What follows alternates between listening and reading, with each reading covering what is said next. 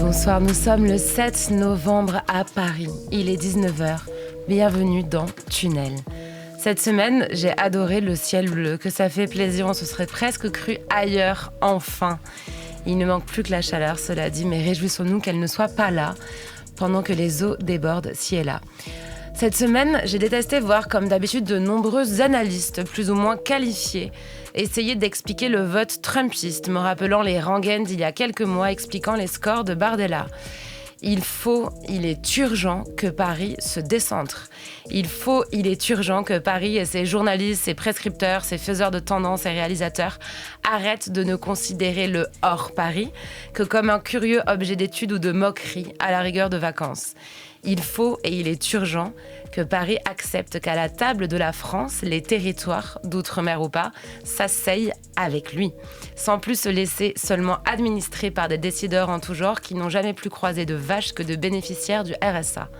Il est urgent que Paris arrête de penser qu'elle sait déjà tout et est la seule destinataire des discours politiques et militants dont elle doit seule décider de la pertinence. Et quoi si on a envie de parler de l'immense majorité des gens qui n'habitent ni ne connaissent même Paris ? Mes très chers Parisiens, je parle quelques secondes en mon nom pour que l'on puisse en discuter ensemble, car cette émission va pour moi au-delà des ondes. Vous n'êtes pas ma cible.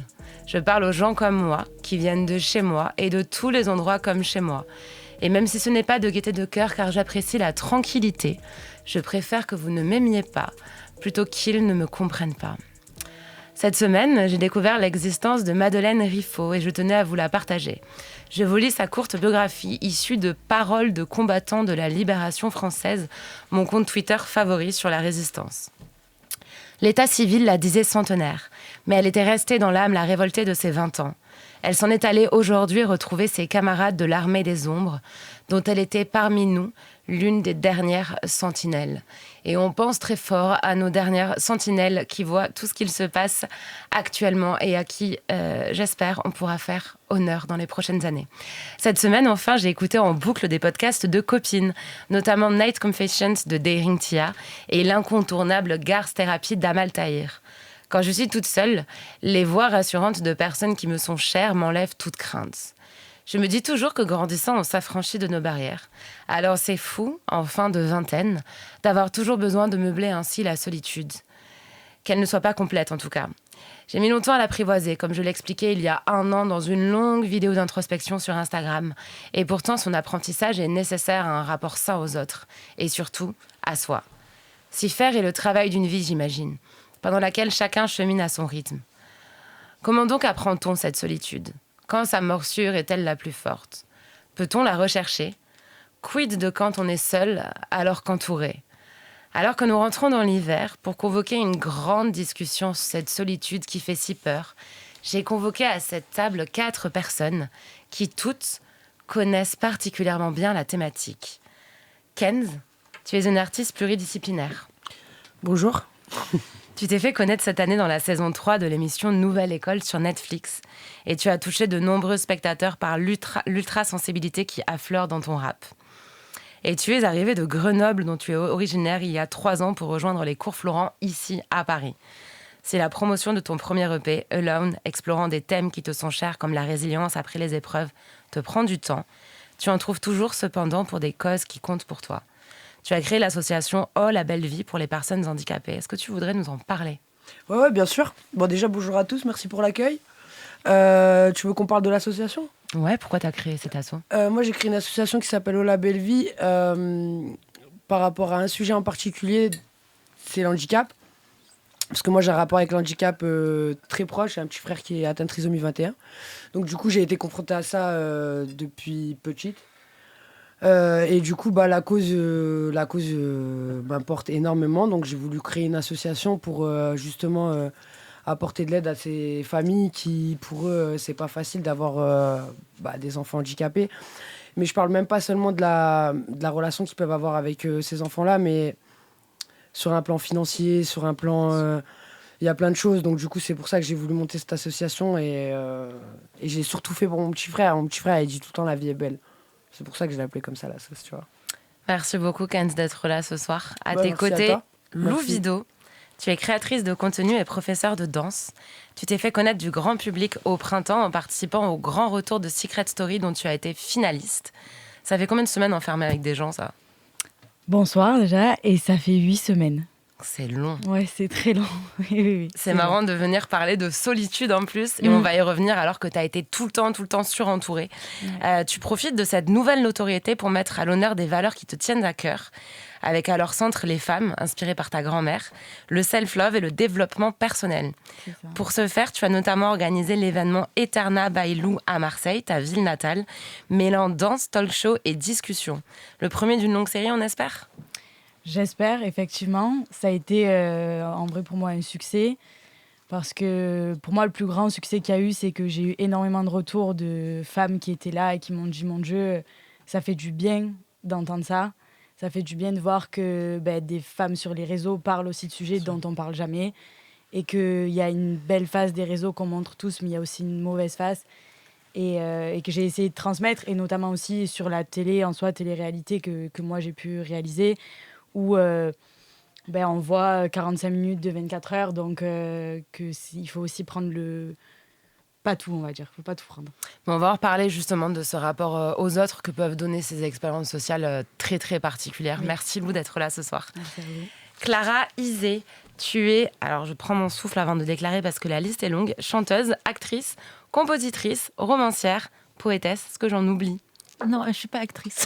T'es pas actrice. Autrice, non, c'est moi qui ai mal lu. Ah, oui, tu es donc, je refais, chanteuse, autrice, compositrice, romancière et poétesse. Est-ce que j'en oublie ? Non, t'oublies rien. Merci. Après un premier projet, Le Monde s'est dédoublé en 2018, tu reviens avec un nouvel album en 2023, Océano Nox, dont la nouvelle édition est parue il y a 1 mois et demi. Yes. Toi qui maries au fil de tes chansons vulnérabilité et puissance dans un cocktail unique, tu as chanté pendant des années de ton côté, loin des studios, en chœur, au cours de fêtes dont on entend les vestiges sur les voix qui suivent la tienne dans Pyromane ou encore Souveraine, qui sont sur ce nouvel album. Pourquoi avoir eu envie ce soir de parler de solitude ? Bonsoir déjà, merci de m'accueillir. Je crois que la solitude et le rapport quand même un peu angoissé à la solitude, il traverse tout cet album et que je crois que quand on fait de la musique et qu'on a un amour fou pour cette langue-là qui est la musique, qui est une langue collective, c'est que souvent on a un rapport qui est quand même un peu particulier à la solitude. La solitude, l'introspection. Ouais. Merci d'être là, Clara. On va développer ça pendant toute l'émission. Et enfin, à tes côtés, mon 4e invité, Joy Sad, rappeur. Tu as sorti pas moins de 3 albums, Palindrome, Espace-Temps et Transparent en 2021, pour mieux revenir fort de ses premiers tirs en 2024 avec un nouveau projet, L'auteur de mes contes, sorti il y a quelques semaines. Les contes de ce nouvel album sont peuplés de démons, les tiens que tu abordes sans détour, droit dans les yeux. Psychose, rapport au suicide, paranoïa. Tu tires même un cercueil au bout de chaîne dans le clip du premier single de cet album, Enfer. Qu'est-ce qu'il veut dire ce cercueil ? Bonsoir. Il veut dire, ce cercueil dans ce clip, il veut dire l'enterrement d'une ancienne partie de moi, disons, pour emmener de nouvelles choses. On va pas se lamenter toute sa vie. Ça veut dire ça aussi, tu vois, ça veut dire c'est l'heure de passer à autre chose. Donc du positif malgré les peines. Toujours, c'est ce qu'on essaie de faire ressentir en tout cas. T'as choisi de nous interpréter un extrait de ton album ce soir. Quel extrait t'as choisi ? J'ai choisi On Fire. Pourquoi ? Un single disponible. Pourquoi ? Parce qu'il me plaît, je trouve, il a un bon mélange justement de lumière et d'obscurité, tu vois. C'est un storytelling réel, plutôt trash mais commun à tous.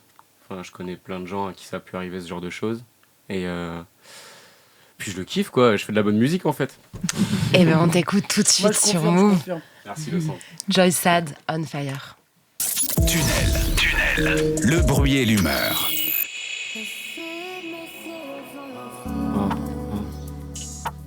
Je sais pas ce qui m'est passé dans la tête hier soir. J'ai laissé mon côté humain dans une pièce noire. Je suis encore entré les mains en sang chez moi. Je deviens le pire des fils de pute quand je bois. J'entends ma team qui me dit range-toi, pendant qu'une voix dans l'oreille vient me dire venge-toi. Dans ce genre de conditions, un mauvais coup ça part vite. Une bouteille à la main qu'on avait péta dans le vide. Pas même fini sur un crâne qui se donne leçon de vie. Bah ouais. Ces mecs nous ont embrouillés une fois qu'on est sortis. Ça se péta pour des meufs qui te disent même pas merci. On les connaît depuis peu, environ 2h30. Au final on a fait tout ça pour baiser. On l'a fait comme si ça pouvait pas nous blesser. Le genre de soir où tu te sens invincible. Le genre de soir où mon frangin nous a laissé. En fin de soir où il m'a laissé mal. Les autres ont pris le bon chemin, moi j'ai tapé le trottoir. À qui vais-je raconter mes peines, il me restait plus que toi. Dans la brume épaisse, j'ai fait couler du sang dans la brume épaisse. Plus jamais je m'embrouille pour ses fesses. Plus jamais je m'embrouille pour ses fesses. Dans la brume épaisse, j'ai fait couler du sang dans la brume épaisse. Plus jamais je m'embrouille pour ses fesses. Plus jamais je m'embrouille pour ses fesses. Je sais pas ce qui m'est passé dans la tête hier soir. J'ai laissé mon côté humain dans une pièce noire. Je suis encore entré les mains en sang chez moi. Je deviens le pire des fils de pute quand je bois. J'entends ma team qui me dit range-toi. Pendant qu'une voix dans l'oreille vient me dire venge-toi. Yeah. Plus jamais je m'embrouille pour ses fesses et ses gros seins. Joy, ça fait ok. Plus jamais je m'embrouille pour ses fesses et ses gros seins. T'as des lobos, yep, mais je sais que t'attends la bourse du crous, hein. Plus jamais je m'embrouille pour ses fesses et ses gros seins. Ça finit en bagarre et les lendemains ça fait des procès. Bref, encore un soir où je dis encore un soir. Encore un soir où je vais parler d'un soir où on s'est battu. J'ai des idées noires et j'ai plus ma thune. La folie, l'ennui, l'ivresse, la drogue avec le célibat. En tout cas moi j'ai failli die plein de fois. Que ce soit en vrai ou dans les lives, je reste moi. Et donc si le projet est brosse, on sait que ces brosses sont dans ma tête. Y'a ma force et ma souffrance et puis la lumière de mes ancêtres. J'ai dit au revoir à mon bonheur, à mon sourire, à mes humeurs. On laisse plus rien apparaître, je fais la grimace comme un sumo. Carrément j'ai presque plus rien. On m'a poussé dans la descente quand j'avais plus de frein, hein. Au bar de ma ville on me connaît quand j'arrive au bistrot. J'en ai plus rien à foutre, la flemme de leur cacher que je tisse trop. Comme si j'avais une famille avec des enfants à gérer. Comme si t'avais pas de famille avec des enfants à gérer, bâtard. J'ai fait couler du sang dans la brume épaisse. Plus jamais je m'embrouille pour ses fesses. Plus jamais je m'embrouille pour ses fesses. Dans la brume épaisse, j'ai fait couler du sang dans la brume épaisse. Plus jamais je m'embrouille pour ses fesses. Plus jamais je m'embrouille pour ses fesses. Je sais pas ce qui m'est passé dans la tête hier soir. J'ai laissé mon côté humain dans une pièce noire. Je suis encore entré les mains en sang chez moi. Je deviens le pire des fils de pute quand je bois. J'entends ma team qui me dit range-toi. Pendant qu'une voix dans l'oreille vient me dire venge-toi. C'était Joy Sad sur Move. Tunnel, le bruit et l'humeur. Et bienvenue dans Tunnel. Si vous nous rejoignez maintenant, ce soir, nous parlons de la solitude avec mes invités Joy Sad, qui nous a fait un petit live que vous pouvez retrouver en replay si vous nous rejoignez tout juste. Clara Isé, Kenz et Lou Vido. Selon l'OMS, un adulte sur 3 dans le monde se sent seul. Est-ce que vous en faites partie, au moins parfois? Non, je crois que je me sens pas seul, moi. Je suis jamais seul, en vrai. Tu te sens jamais seul à aucune occasion? Ah, c'est ça, on est 4. Non, en vrai, non. J'ai l'avantage d'avoir beaucoup de proches près de moi. Moi, justement, pour le coup, c'est un truc que j'ai pu traverser, quoi. Mais récemment, ça va. Ça va, c'est cool. Moi, je suis d'accord. Pareil, le fait d'avoir des proches. Je me sens archi seul tout le temps. Même s'il y a des millions de personnes autour de moi. Et je suis très entouré, en vrai, je suis bien entouré. Pardon. Je suis super bien entouré, je suis bien entouré même. Mais je me sens seul. Mais de toute façon, ça, on va en parler. Je ressens dans mes émotions, dans mes sentiments, je me sens seul. On va en parler tout au long de l'émission, en fait, de cette notion parfois d'être, justement, notamment vous tous avec la notoriété, le fait d'être super entouré par vague aussi, et de pouvoir se sentir immensément seul là-dedans, et aussi de se sentir parfois incompris, en fait, tout simplement.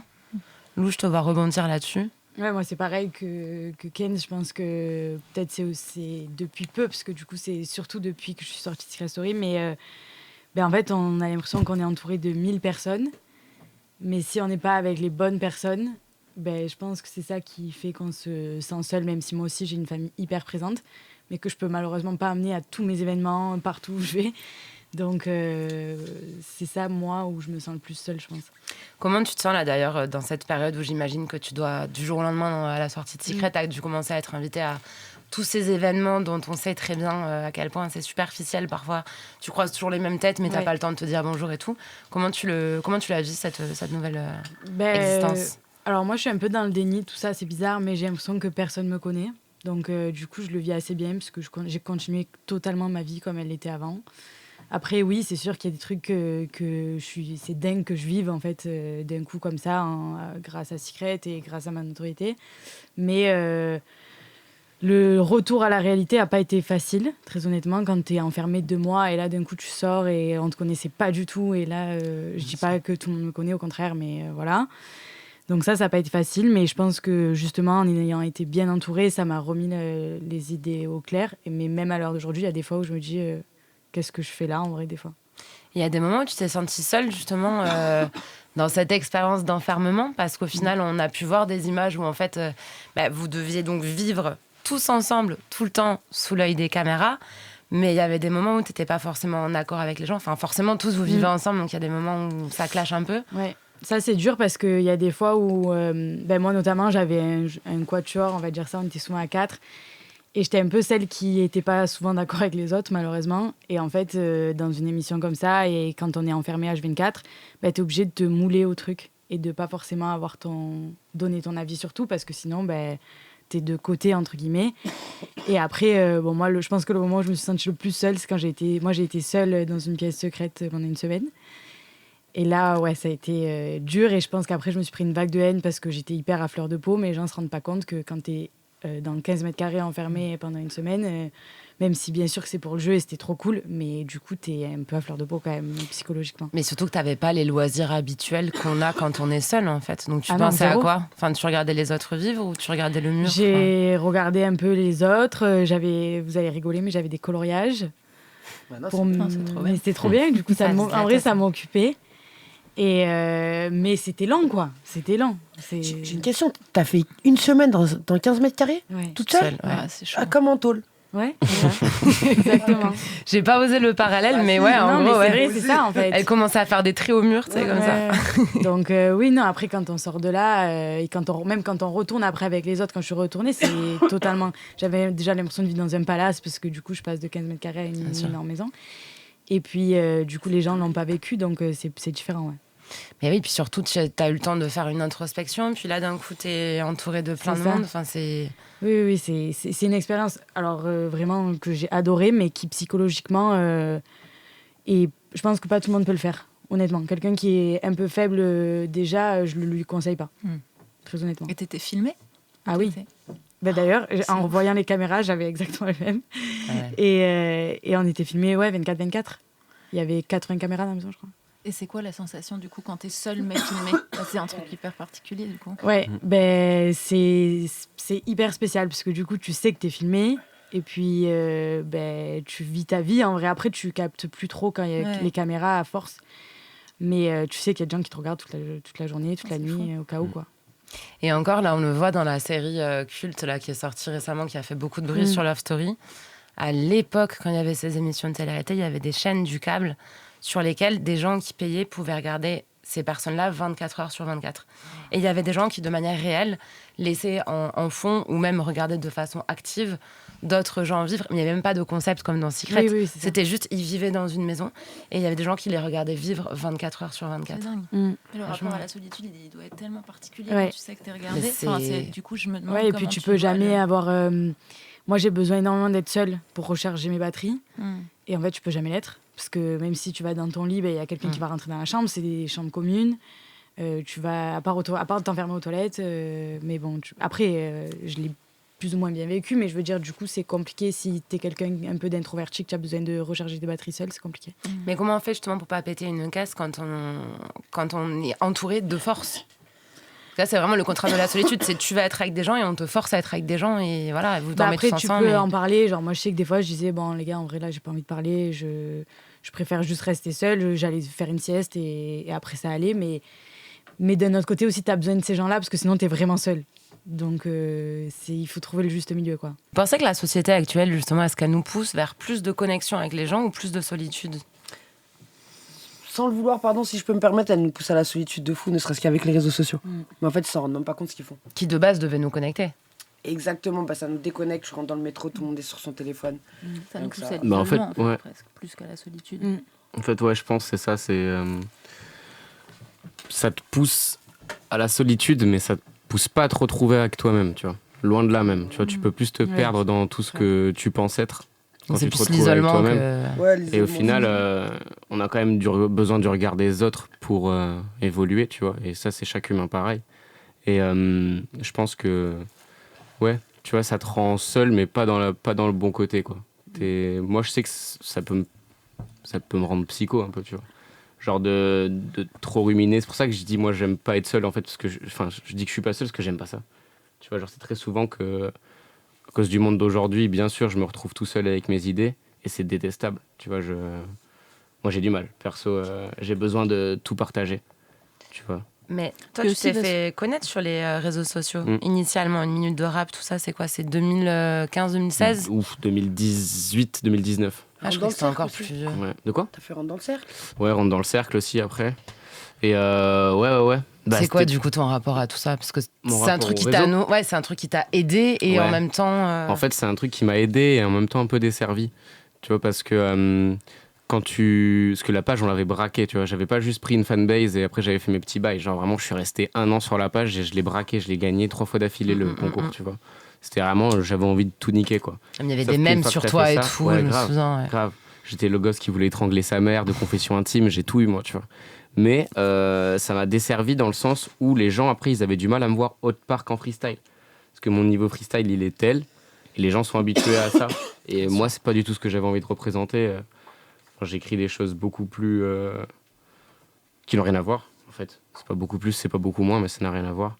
Et ça m'a desservi un peu. Mon rapport au réseau, il est très spécial, il a beaucoup changé. J'ai l'impression, comme les réseaux changent d'ailleurs, tu vois, ils sont passés en mode fast-food de ouf.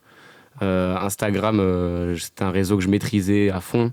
Je faisais des stats de ouf. Et maintenant, moins. Et donc, du coup, tu vois, genre, je déteste un peu maintenant. J'ai du mal à me donner la bonne version de moi sur les réseaux, justement, parce que, comme je te dis, plein de doutes. Comment je dois me représenter, comment le faire bien.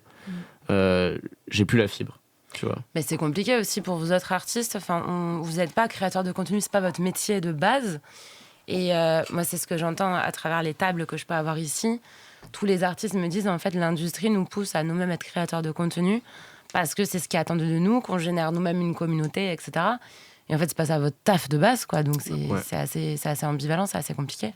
Grave. Et puis, en plus, c'est très difficile parce que je pense que pour être un bon créateur de contenu, il faut que ça vienne de soi. Et donc, tu sais, tu peux avoir n'importe quel label, n'importe quelles équipes derrière. Bien sûr. Si ça vient pas de toi, tu vois, si l'idée, elle te Ça se voit ressemble que pas ouais. et que tu le sens pas, ça marche pas. On a essayé, hein. Nous, on a essayé d'en faire des trucs, tu vois, des bêtes de contenu, des grosses idées, tout ça. Ça mord pas. C'est pas censé venir sur un brainstorming, de toute façon, c'est censé venir de la personne. Et je pense que ça se voit au final, les gens le ressentent. À part quand tu fais des grosses OP. Toi, Clara, je te voyais hocher la tête quand on parlait que la société nous poussait vers plus de solitude. Qu'est-ce que tu en penses par rapport aux relations sociales, à la multiplication, tout ça? Je pense que oui, je pense qu'à l'isolement surtout plus qu'à la solitude. Et aussi quand on parle de réseau et tout, je pense qu'il y a des trucs géniaux grâce au réseau, mais il y a aussi ce truc-là qui est que par les algorithmes, en fait, tu as toujours les mêmes choses qui te sont proposées et que en fait, c'est pas du tout... Enfin, les algorithmes font que en fait, ça... Si tu fais pas super attention, tu vas regarder toujours les mêmes contenus, en fait. Et je pense qu'il y a aussi ce truc-là qui est que je crois que quand tu es artiste ou quand tu écris ou quand tu fais de la musique, tu passes ton temps à essayer de te métamorphoser et de te transformer. Et que je pense que, du coup, c'est compliqué avec les réseaux parce que je pense que les réseaux, par leur façon, par les algorithmes, par la façon dont c'est créé, ça te ramène toujours au même, quoi. Et que je pense que c'est difficile de trouver cette liberté-là, justement, d'être capable de se suivre sur des endroits de métamorphose et accepter que, du coup, il y a des moments où tu vas, du coup, moins toucher les gens. Et si tu commences à être esclave de vouloir toujours toucher les gens de la même manière, du coup, tu finis par te réduire, quoi, je crois. Et ces histoires d'algorithmes, ça crée aussi ce qu'on appelle des bubble filters. Donc, en fait, ça veut dire que suivant même tes opinions sur le monde, tes opinions politiques, etc., tu vas te retrouver avec toujours les mêmes contenus qui vont te faire des biais de confirmation. Est-ce que, à ce titre, on peut considérer que les réseaux, ça rassemble vraiment les gens plutôt que les diviser? Parce que là, on le voit, en fait, avec justement les différentes campagnes présidentielles à travers le monde. les réseaux sont vachement utilisés par le monde politique et ça fout quand même le bazar pas mal. Ouais, on le voit partout, cette façon même. Il y a la police des réseaux aujourd'hui, tu vois, j'ai envie de te dire. Aujourd'hui, t'es jugé sur Internet avant d'être jugé en vrai, tu vois, il y a des trucs de malade. Il faut faire archi attention, en fait, tu vois, à tout ce que tu postes, en fait, parce que vraiment, tu peux très vite te faire parquer dans un truc, justement, tu vois, comme tu dis, ça divise. En fait, carrément, les réseaux, ça range les gens, tu vois. Ça range les gens. Même ce qui me fait flipper, moi, tu sais ce que c'est ? C'est les suggestions. Les suggestions Insta.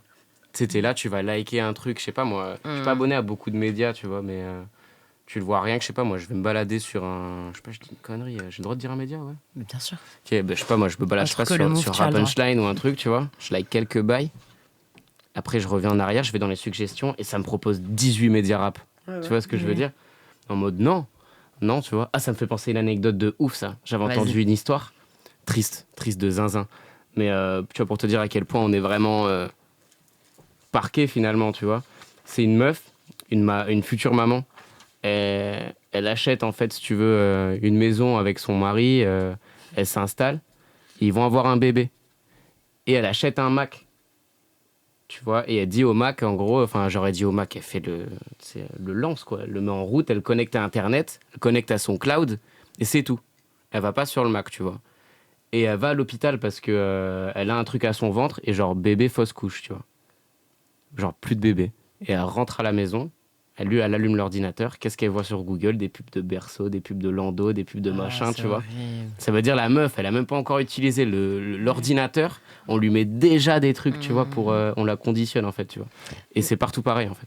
Mais Sur tous les les réseaux. algos, de toute façon, ils voient si t'es un homme, une femme, l'âge que t'as et tout, et du coup, ils estiment que t'es à l'âge, j'en sais rien moi, d'avoir des enfants, d'investir dans l'immobilier, enfin, ils cloisonnent Ils sont directement, quoi. Ils C'est un sont truc trop de forts, fou, on est hein. traqués de ouf. Grave.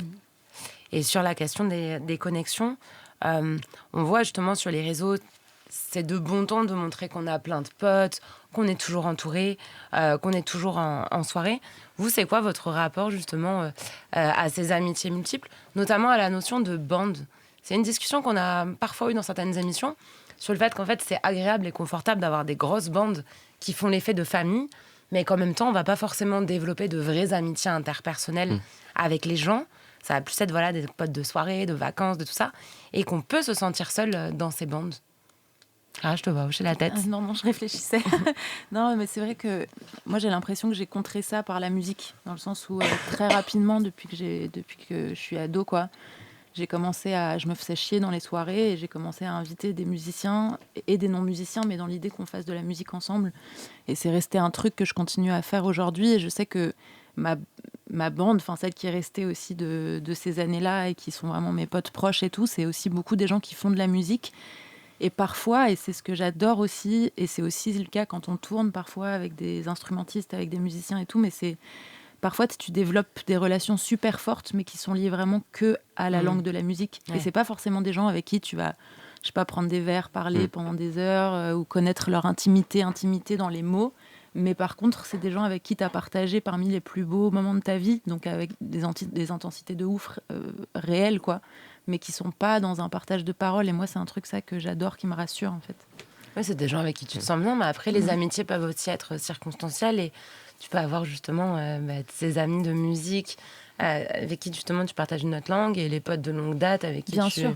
Ouais, carrément, à fond. C'est hyper cool justement que ça puisse être aussi C'est complet, clair. les patchwork d'amitié qu'on peut... Ouais, c'est clair. Et puis après, j'ai l'impression, quand tu parlais de solitude tout à l'heure, moi, j'ai l'impression que quand on fait de la musique, j'ai l'impression que c'est aussi parce qu'il y a quelque chose en nous, à un moment donné, qui n'arrivait pas à être communiqué et qui, du coup, se communique par la musique parce qu'il y a pas d'autre langue où, genre, ce truc-là peut être communiqué. Et du coup, c'est quand même, souvent, c'est un rapport à la solitude et à comment tu deals avec cette solitude-là ou comment tu deals avec un sentiment d'isolement, quand même, je crois. Ken, tu trouves aussi que c'est une façon de dire justement l'indicible ou en tout cas les choses sur lesquelles on n'arrive pas à mettre des mots habituellement. La musique ? Ouais. Ouais, moi j'ai choisi la musique parce que c'est universel. Et je pense qu'on peut se faire comprendre par la musique, pas comme dans une discussion. Parce que t'as vu, quand t'écoutes un son, t'es toute seule. Tu vois ce que je veux dire ? Donc la manière dont tu vas l'écouter et comment ça va résonner en toi, c'est hyper personnel en fait. Parce que peut-être que tu vas écouter un son, tu vas ressentir ça, moi je vais l'écouter, je vais ressentir autre chose, tu vois. Mais je trouve ça hyper universel. Tu sais, moi je faisais pas de musique. Et justement, si j'ai décidé de faire de la musique, c'est parce que j'avais grave envie de parler aux gens. Et je me suis dit, même si je parle aux gens dans une émission ou par le biais de la parole, en fait, tout simplement, ils vont pas capter. Parce qu'ils vont, ça va. Moi, j'ai envie que tu m'écoutes chez toi. T'as vu que mes paroles, en fait, elles t'aident à aller mieux, mine de rien, tu vois. Et vous êtes dans Tunnel sur Move. Si vous avez loupé le début de cette émission, tout d'abord, bienvenue. Et ensuite, je vous rappelle que vous pouvez la réécouter en replay sur le site et l'application Radio France, mais aussi sur toutes vos plateformes de streaming et nous regarder sur YouTube. Je suis ce soir avec mes invités Lou Vido, Kenz, Clara Isé et Joy Sad pour parler de solitude. Et on a commencé à affleurer un peu tout à l'heure le sujet de l'isolement, en fait, du fait d'être très entouré, mais de se sentir seul finalement. En préparant l'émission, j'avais réfléchi au moment où on est étranger à un endroit. En fait, tu peux être par exemple dans une ville surpeuplée que tu visites. Bah, si tu connais personne, tu vas quand même être tout seul. Tu n'auras personne avec qui partager les sentiments que tu ressens à la découverte justement de ces villes. Et je me posais une question justement par rapport aux villes. Est-ce que vous pensez que les grandes villes sont plus solitaires que les campagnes ? Oui, moi je pense. Ouais, Dans Lou. les campagnes, au moins il y a d'habitants, j'ai l'impression que tout le monde se connaît, tout le monde peut s'aider et se parler au café du coin, alors que ne serait-ce qu'à Paris ou même moi à Marseille, Marseille même si on dit... Bon, Marseille c'est un peu un village en vrai, tout le monde sait tout sur tout le monde, mais ça reste quand même une grande ville. Et Paris c'est encore plus, New York, je pense que ça nous amène à la solitude, oui. Après, ouais, je trouve qu'en vrai, comparer Paris et Marseille, c'est pas mal parce que ça laisse aussi... là, ça me crée une autre question. C'est aussi qu'il y a, je pense, des cultures. Parce que là, c'est pas la même culture Paris et Marseille. Il y a peut-être des cultures aussi qui font se sentir plus seul que d'autres. Des cultures où c'est plus froid, plus truc. Ah oui, Paris, tu vas difficilement te poser à une terrasse de café et avoir tout le monde qui te parle. Tu vois. Alors que dans le sud, dans le sud ça peut plus facilement se faire, quoi. Ah oui. Ken, je te vois hocher la tête. Ouais, bah ouais, Paris, c'est compliqué. Est-ce que Grenoble, c'est le sud ? Bah, c'est plus le sud que Paname, hein. C'est-à-dire au niveau de l'ouverture d'esprit, la mentalité. Bon, après, nous, on est spéciaux, hein, c'est une réalité. Mais on est beaucoup plus accueillants qu'à Paris. Hein. Après, Paris, c'est le business aussi, donc moi, je les comprends. Hein. Tu vois, c'est vrai. Tout le monde est pressé. En fait, Moi, je les comprends. Il y a trop de monde pour la place qu'il y a, mais je pense aussi, et ça rend tout le monde un petit peu fou. Et justement, par rapport à cette question d'isolement, on entend toujours cet adage comme quoi il vaut mieux être seul que mal accompagné. Est-ce que vous pensez que c'est vrai ? Ou est-ce que vous pensez que, coûte que coûte quand même, tu le disais tout à l'heure, Joy Sad, que toi, la solitude, c'est quand même quelque chose qui a l'air de susciter des angoisses chez toi. Ouais. Est-ce que tu préfères être un peu mal entouré quand même que tout seul, vraiment tout seul ? Alors, mieux vaut être seul que mal accompagné, oui. Mais il vaut mieux pas être seul, quoi. Faut mieux quand même... Joy Sad, il veut pas être tout seul. Non, de toute façon, je peux pas. En vrai, même si je le voulais, tu vois, je suis né dans une grande famille où on est tous très, très, très, très proches, tu vois. Genre, mon arrière-grand-mère, elle a fait 10 enfants. Ensuite, tu vois, les enfants, ils ont fait des enfants. Ces enfants, ils ont fait des enfants, dont moi. Et on est vraiment très nombreux, c'est-à-dire que j'ai une grande famille. J'ai une quinzaine de cousins de mon âge, tu vois, c'est mes frangins, en fait, tu vois. Il y a un côté meute, tu vois. Moi, je sais que quand j'ai une réflexion trop profonde dans mes moments de solitude, elle va très vite finir dans une discussion avec un de mes cousins ou un truc comme ça, tu vois. Moi, ça me fait bouillir de garder des choses à l'intérieur de moi. Je peux pas. Et j'ai la chance, du coup, d'avoir justement cet entourage qui n'est pas un fake entourage, quoi. Et qui m'aide justement à lutter contre tous ces croqueurs. Et la musique, ça t'a pas aidé, la musique ? Non, absolument pas. La musique, ça t'aide pas ? Franchement, non. Quand tu penses des trucs et tout, tu les non, écoutes pas ? Ça m'a foutu dans... En fait, quand la musique est arrivée, j'étais dans la pire période de ma life. Donc ça m'a vachement aidé. Mais ça m'a foutu dans une autre bulle. Ce que je dis souvent, ça a percé la bulle dans laquelle j'étais pour m'en foutre dans une autre, quoi. Je suis resté 4 ans dedans. Et une bulle où voilà, le temps et tous les événements te glissent dessus sans que t'en prennes vraiment conscience. Et quand t'atterris, ça fait mal, tu vois. Et non, fini ça, tu vois. Fini, genre, ça m'a pas fait plaisir, la musique. Mais ton album, justement, L'auteur de mes contes, il parle de dépression et de solitude, ouais. Entre autres. Il y a un son que t'as clippé qui s'appelle Enfer. À la fin de ce son, il y a un numéro de téléphone qui apparaît assez rapidement, mais bon, on peut screen. Et ce numéro de téléphone, c'est aussi le titre d'un son présent sur l'album. C'est quoi ? Tu veux que je t'en parle alors ? Ouais. Ok, ce numéro, c'est un numéro qu'on a mis en marche. C'est une messagerie automatique, c'est un service de discussion, d'aide, enfin, tu t'en sers de comme tu veux, quoi. C'est un truc que j'ai mis en place parce que mon album, il tourne beaucoup autour de l'idée du suicide, du mal-être et chez la jeunesse, surtout, tu vois. Et je pensais aux gens les plus proches qui m'écoutent, tu vois, les gens qui se la butent sur mes sons, je pense pas que ce soit des gens qui respirent la joie de vivre, tu vois. Et répondre à un DM sur Insta, c'est un côté un peu bordélique. Donc j'avais envie de mettre ce numéro, qui est donc un des titres de l'album aussi, qui est donc un service d'aide qui envoie, tu l'appelles, ça te fait « Bonjour, bienvenue chez Joyside Enterprise ». Genre après, ça t'envoie un message automatique avec un lien, avec un mail. Et ce mail, il n'y a que moi qui l'ai, il n'y a que moi qui réponds. Donc ça veut dire que tu m'envoies un pavé, je te réponds un pavé. Mais d'ailleurs, il faut que je m'y remette parce qu'il y en a genre 400 auxquels je n'ai pas répondu, je crois. Donc ça va très vite, tu vois. Et t'arrives mentalement à voir tout ça et à... Grave. En fait, je suis une éponge de ouf pour ça. J'ai aucun souci à lire des choses bien sad. Tu vois, ça me gêne pas du tout. De toute façon, c'est le parti pris, hein, tu vois. Même je l'ai voulu. Et je pensais pas que ça allait marcher autant, en fait. Je pensais pas que j'allais avoir autant de... Au final, c'est comme du soutien. C'est bizarre, mais c'est des gens qui viennent te raconter leur life. Mais c'est comme du soutien parce qu'ils te disent « Ah, je me sens comme toi, je me sens comme toi. » Et c'est lourd. C'est lourd. Ça, pour le coup, ça aide à moins se sentir seul, tu vois. Ça aurait pu me faire du mal, tu vois, et éprouver tout ce que ces gens ressentent dans mes musiques. Mais non, ça m'a fait un autre truc. Je me fais pas passer pour un quelqu'un de la santé ou du milieu du médico-social ou quoi que ce soit, tu vois. Mais je pense que je peux endosser le rôle du mec qui chante et qui peut t'aider, quoi. Du pote, en fait. Tu vois, ça, je peux le faire. Ouais, même pas du pote, tu vois, c'est une espèce de juste proximité avec son public.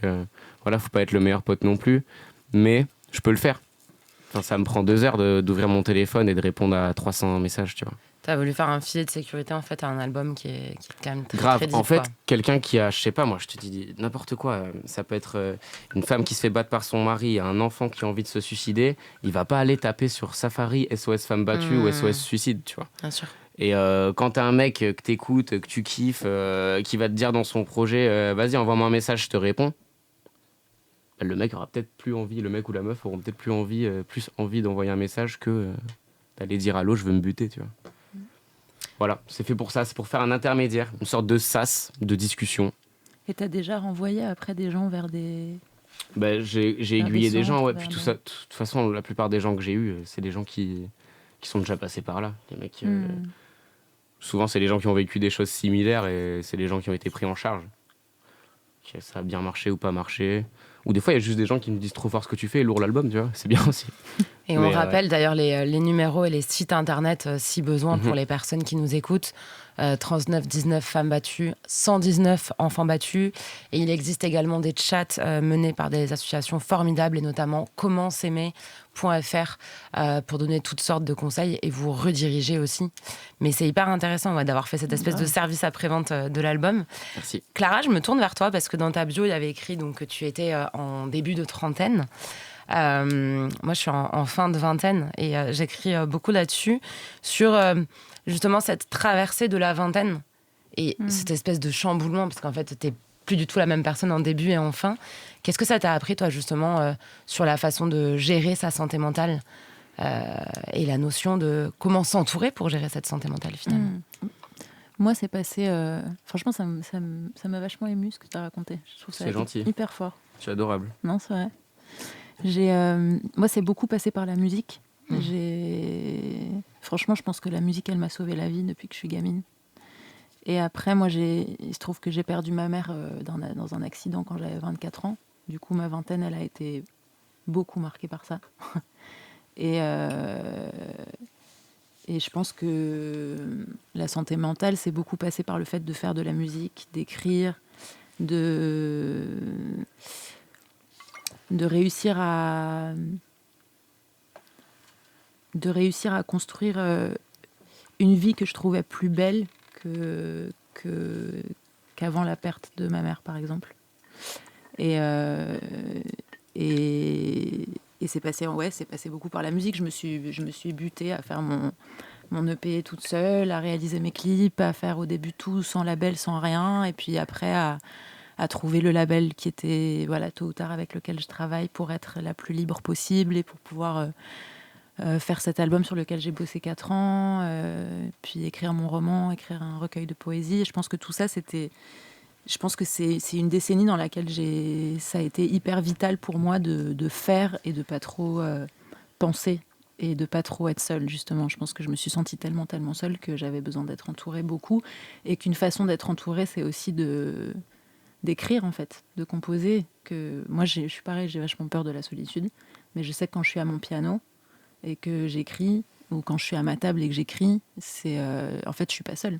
Il y a la musique avec moi, où il y a mes personnages quand j'écris, où il y a les textes sur lesquels je suis en train d'écrire, qui sont en fait souvent on parle de notre langue parfois et de comment tu essayes d'écrire et de trouver ta langue, mais en fait ta langue, elle est habitée par toutes les langues des personnes que t'aimes ou que t'aimes pas d'ailleurs, qui t'ont traversé. Et donc en fait on est constamment hanté par les autres, quoi. Donc je pense que quand on écrit, on est peuplé par les autres. J'aime bien ce que tu dis. Est-ce que le fait justement que les moments où vous écrivez vos textes, où vous réfléchissez votre musique, vous savez qu'après ça va être propulsé vers une infinité d'autres. Vous savez pas exactement qui, vous savez pas comment, quand, enfin vous savez pas le nombre de personnes qui vont être touchées. Est-ce que tu penses que ça peut tenir à ça aussi, le fait de se sentir moins seul? Ouais, carrément. Je pense que déjà c'est une chance de dingue de composer ou d'écrire un truc et de te rendre compte que c'est écouté. Enfin, peu importe par le nombre de personnes d'ailleurs. Et je pense que ça vient soigner un endroit de solitude malgré toi. Je pense qu'on n'écrit pas ou on fait pas de la musique pour se soigner. Mais le fait est que ça vient soigner un endroit de solitude parce que d'un coup, t'es compris ou t'es entendu. Et que c'est vrai, moi je crois que la musique, c'est une langue universelle et que t'arrives à dire des choses que t'es incapable de dire autrement. Et que du coup, quand t'es entendu à cet endroit-là, qui est un endroit hyper puissant émotionnellement, ça soulage. T'as l'impression d'être accompagné pour de vrai, quoi. Mais t'as mis, toi, beaucoup de puissance et d'émotion dans la chanson Douce. Donc pas dans la chanson Douce, dans la chanson, dans le titre Douce, qui a été nommée aux Victoires de la musique cette année, en 2024. Yes. Justement, là, c'est un titre qui est intime, on sent qu'il vient des tripes. Et pour autant, il est vraiment propulsé sur le devant de la scène à ce moment-là. Qu'est-ce que ça t'a fait ? C'était une grosse surprise, parce que l'album, il venait de sortir. Je m'y attendais vraiment pas. Et c'était super touchant pour moi, parce que je crois que c'est un des titres de l'album dans lequel je suis la plus sincère. Et qui est peut-être un des titres les plus intimes de l'album. Du coup, que ce soit ce titre-là qui a été nommé aux Victoires, j'avoue, c'était marrant. C'était un peu un petit signe de l'univers qui m'a dit « Vas-y, plonge ». Si on t'avait dit d'ailleurs d'en choisir un pour être nommé aux Victoires, t'aurais choisi celui-là ? Si moi j'avais dû choisir, grave, carrément. Ouais. Celui-là ou Pyromane, mais je crois Douce quand même. Donc ils savaient bien choisir. Ouais, ils ont bien choisi. Et bienvenue pour cette deuxième heure de Tunnel sur Move. Ce soir, je suis avec Joy Sad, Clara Isé, Kenz et Lou Vido pour parler de solitude. Et sans attendre, on va rentrer dans le vif du sujet et aller dans une question, ma foi, toujours très intéressante, je trouve, à discuter. Et on a un peu touché à ce sujet depuis tout à l'heure. Est-ce que la notoriété que vous avez tous et toutes gagnée un peu au fil du temps rend plus difficile le fait de nouer des relations authentiques ? Oula. Pensez à vos nouveaux copains depuis que vous avez un petit peu de lumière. Moi, pour ma part, j'ai un peu de nouveaux copains, mais pas trop. Honnêtement, je me raccroche à qui j'avais avant. Et déjà que le rapport avec qui on avait avant, il est différent un minimum. Donc pour rencontrer des nouvelles personnes, j'avoue que moi je suis un peu sur... et encore que c'est à mini-niveau, ça va, genre, je suis pas... je me dis, les grandes stars, etc., ça doit être hyper dur pour eux. Et on en parle souvent avec mes amis et tout, en mode... waouh, de savoir qui est là, pourquoi. C'est hyper dur à savoir quand, d'un coup, par exemple, moi, dans la création de contenu, qu'on me dit « Ah, t'as ça gratuit » ou t'as ci, et qu'on te parle de suite de ça, t'es là « Ouais, mais sinon, moi, je m'appelle Lou, enchantée, voilà. » Donc, c'est honnêtement plus difficile, mais ça reste. C'est pour ça que je me raccroche au mien et je pense que c'est ça le principal. Et justement, tout à l'heure, Joyce te parlait de sa famille qui est vraiment en mode tribu et tout.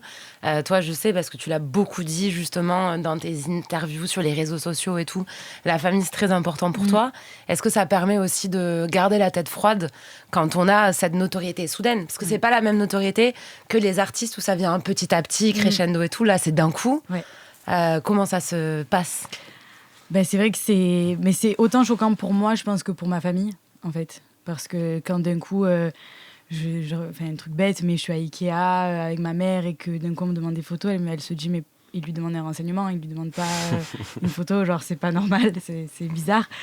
Mais du coup ils sont là pour, je pense des fois nous dire c'est trop cool ce que tu fais, mais t'es pas plus qu'une autre, il faut rester à ta place. Et bon, moi j'ai jamais eu cette discussion-là, mais je sais que si un jour je me prends pour une autre, on me le dira. Et je les remercierai. Donc je pense que c'est hyper important justement d'être énormément entouré, en sortant de télé-réalité notamment. C'est souvent ce que je dis sur mes réseaux, moi, qu'on critique souvent les filles, notamment de télé-réalité, qui, quand elles sont sorties, elles sont allées direct chez le chirurgien esthétique et elles ont fait tout refaire. Mais je pense que ces filles-là, elles sont peut-être mal entourées, en tout cas pas bien entourées. Et je peux les comprendre à l'heure actuelle. Si on n'est pas bien entouré avec les critiques qu'on reçoit, notamment sur notre physique, en vrai, tu sors de là, tu as, 200 personnes qui te disent un défaut que tu n'avais pas forcément vu. En vrai, tu as juste envie d'aller chez le chirurgien et qu'on ne te le dise plus, quoi. Puis les gens ne se rendent pas toujours compte aussi que... moi, j'entends souvent ce conseil, oui, machin, mais si tu te fais harceler sur les réseaux, ne regarde pas. Non, oui, c'est impossible. En fait, et je sais pas comment vous le vivez, mais moi, le 1% de commentaires négatifs ou de messages négatifs que je vais recevoir, évidemment que je vais m'arrêter sur ça. Bien sûr. Et très souvent, je m'en veux parce que je vais répondre à des gens qui m'envoient des insultes, voire des menaces, au lieu de répondre à tous les gens trop sympas à qui je pourrais répondre. Et je me dis, mais t'es bête, en fait, tu consacres du temps. Kenz, toi, tu réponds des fois à des haters? Non, moi, je réponds pas parce qu'en plus, ils me font trop rire. Moi, j'ai un rapport avec ça, il est cool de ouf. Et je pense plus que ça relève aussi de la confiance en soi. Bien sûr. Si t'as confiance en toi, moi je marche avec une confiance assurée, tu vois, j'ai travaillé là-dessus depuis longtemps. Et moi, c'est vrai, quand je suis sortie de nouvelle école, je me suis fait déboîter. Hein. C'est-à-dire. Pourquoi? Mais t'étais hyper sympa dans la nouvelle école en plus. Tu m'as fait pleurer de rire. Tu me faisais. Mais moi, je me suis fait déchirer. Déjà, il y a eu la comparaison avec SCH. Donc, c'est SCH en mode si la bande était désorganisée. Ça mange tous les mêmes. SCH, s'il avait mis 7 centimes d'essence. Ils sont allés faire ça. Ah, mais rigolez pas. Sorry. Je rigole. Et du coup, en vrai, je pense que si t'as pas confiance en toi et que tu sais pas trop ce que tu vaux, ça peut clairement t'enterrer. Mais moi, c'est ce que je dis aux artistes que je rencontre et même aux gens de manière générale. Je pense qu'il faut avoir un mental avant d'avoir un talent. Tu vois, ça, c'est une réalité. Moi, j'avais pas le talent, mais j'avais le mental. Et en vrai, même si tu dois encore travailler ton talent, tant que t'as la mentale, c'est bon, il n'y a rien qui peut t'atteindre, tu vois. Et la réflexion que tu as faite, elle est hyper intéressante. Vaut mieux se concentrer sur les gens qui t'apportent de la force et, on va dire, des commentaires plutôt positifs que de s'arrêter sur le 1% qui va te critiquer. Et puis, ces gens-là, en vrai, tant qu'ils te critiquent, ils parlent de toi. Moi, tant qu'on parle de moi, ça va. Donc, en vrai, moi, j'ai un rapport cool. Hein. En plus, ils me font rire pour de vrai, genre. Moi, je suis là, je rigole. Ça, c'est super drôle. Oui, des fois, c'est drôle, mais des fois, c'est pas rigolo. Je peux comprendre que ça peut t'atteindre, mais après, il faut que tu te dises quoi aussi. La personne, tu la connais même pas, tu vois. Oui, c'est sûr. C'est quelqu'un qui est derrière son ordinateur, tu sais même mais pas. C'est lui qui est le plus triste en vrai dans l'histoire. Mais ils sont super tristes, ces gens-là, attention. Et si tu te laisses impacter, moi je pense que c'est toi qui as un problème. D'où tu te laisses impacter, c'est qui ça? Tu vois, maintenant si c'est ton grand frère ou ta soeur ou ta tante qui va te faire une critique, là tu vas peut-être plus le prendre en compte. Et là je pense que si t'es touché, c'est normal. Ouais. Mais quelqu'un qui est derrière son ordinateur, c'est un délire.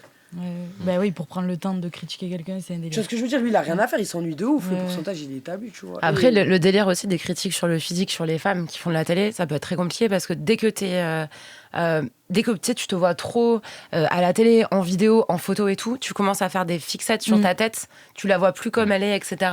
Et si les critiques, elles arrivent sur ça, après, moi, je voulais rebondir par rapport à ce que tu as dit tout à l'heure. Des fois, c'est aussi simple que ça. Il y a des filles qui font de la chirurgie esthétique et en fait, qui attendaient juste d'avoir l'oseille pour le faire. Ouais, bien sûr. Tu vois, ça, c'est une réalité. Aussi. Je pense qu'il y a énormément de gens qui ont fait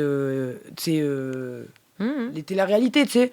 Et en fait, je pense qu'ils sont sortis de ça, ils ont eu les thunes et ils l'ont fait. Mais je pense pas que des fois, il y a un rapport entre le fait Filles qu'ils comme aient garçons fait- d'ailleurs, parce qu'il y en a plein Il y a des mecs plein, ouais, il y aussi en a qui plein. font les trucs Ouais, dans les il y en a mâchoires. plein. Mais des fois, machin. c'est juste une question de finance, en Oui, vrai, bien hein. sûr. sûr. Oui, il y a les deux.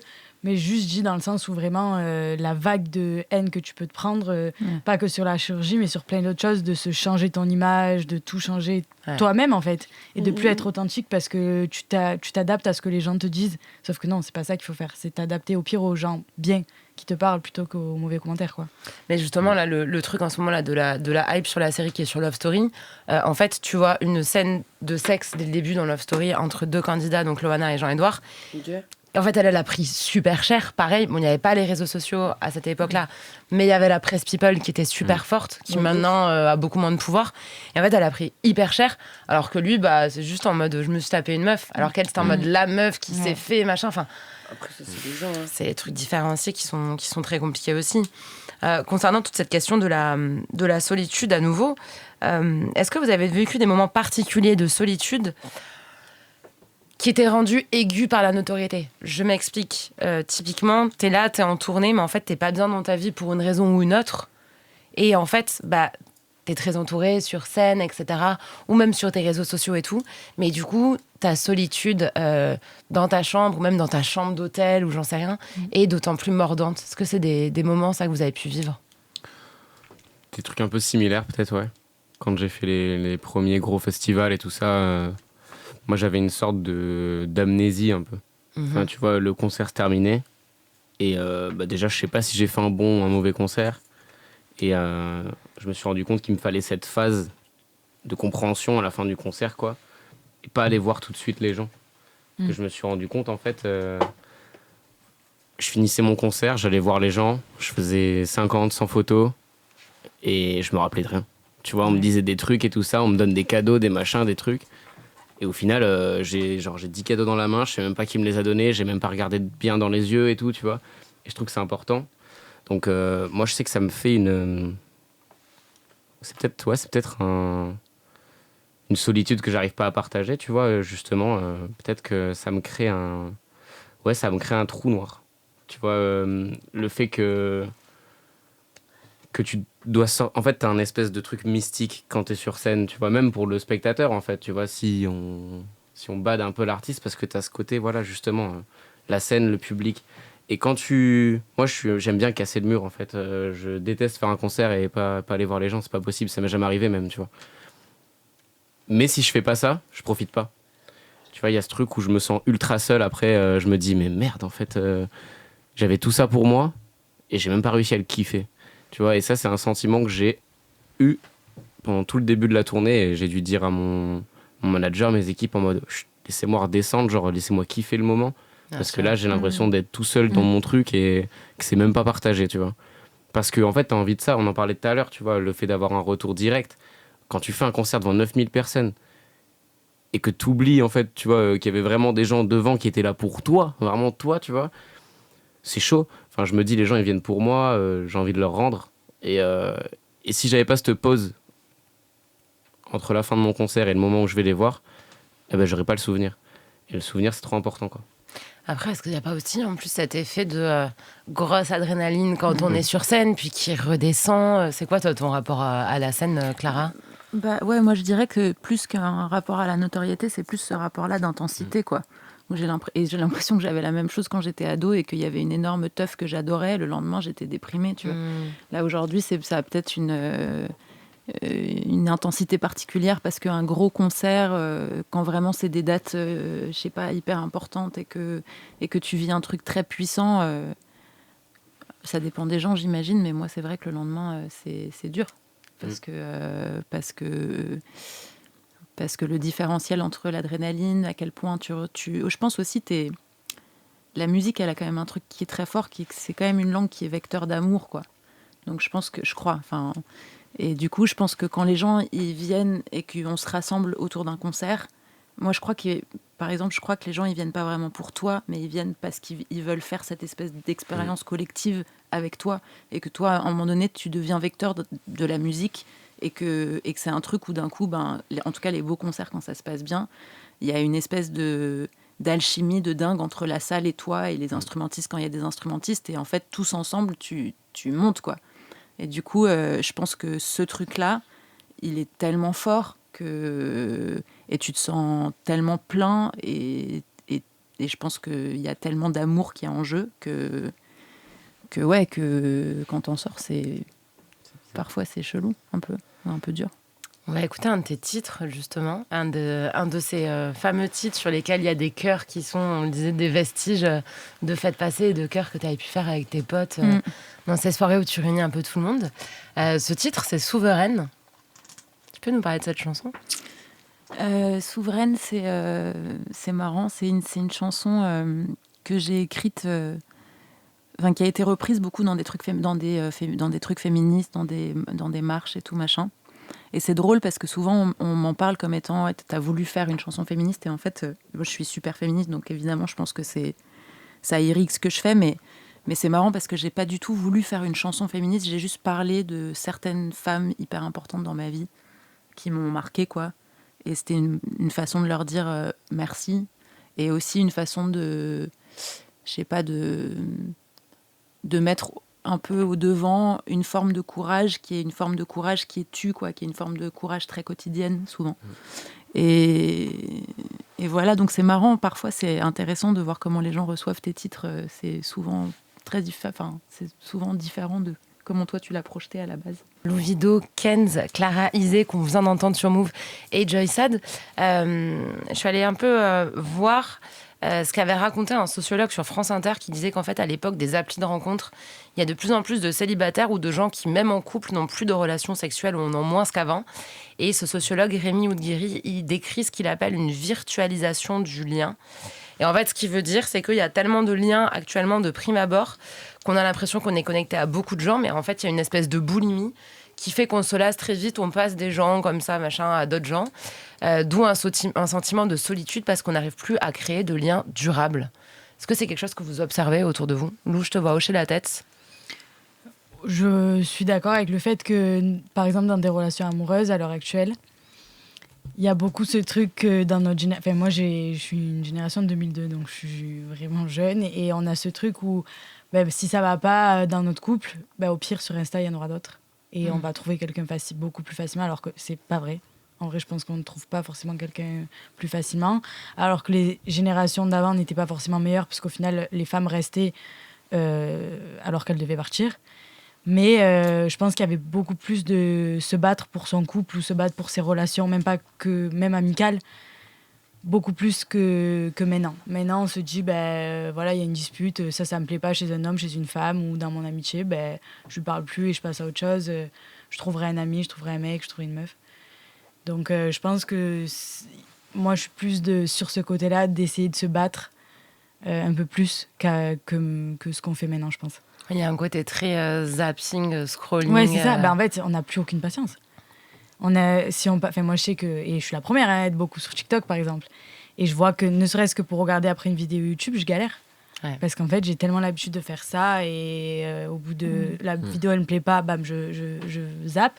Dans les relations, c'est un peu... Pas exactement pareil, mais je pense que oui, on a ce truc où on n'a pas la patience. On n'a plus de patience. On n'a plus la patience de se dire, on va faire avec ses défauts et on va essayer de le faire évoluer ou de la faire évoluer. C'est, elle n'est pas bien, ça ne me convient pas, bye.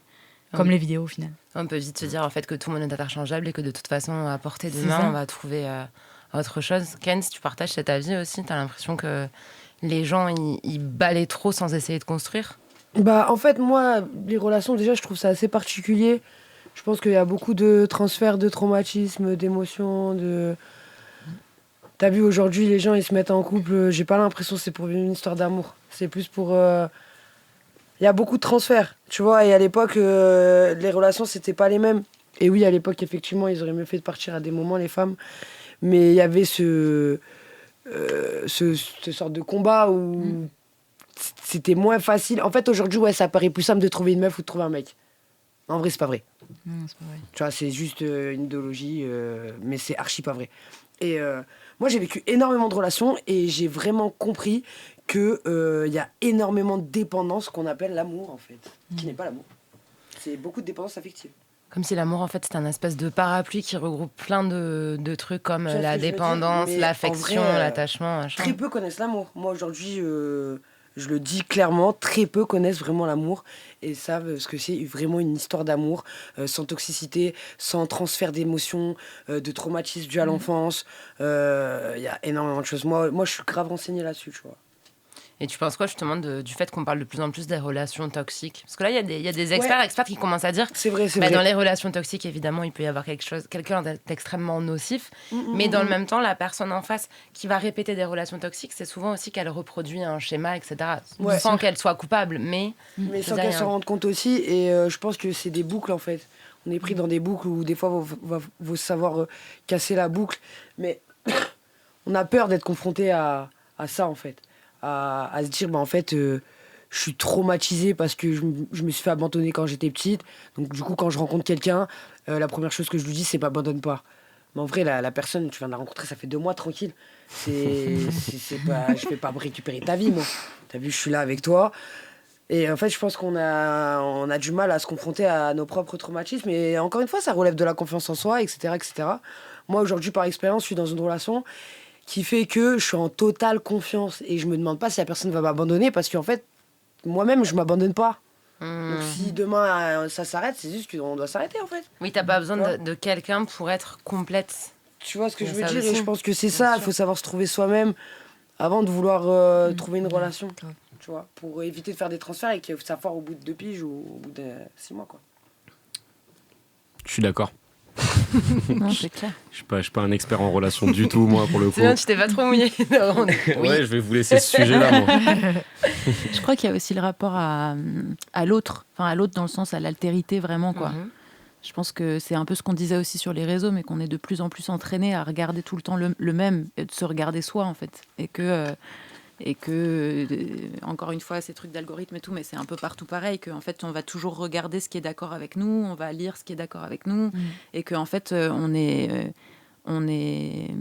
très peu habitué dans la société dans laquelle on est aujourd'hui à accepter qu'il y ait des gens différents de nous pour de vrai et que ça nous intéresse.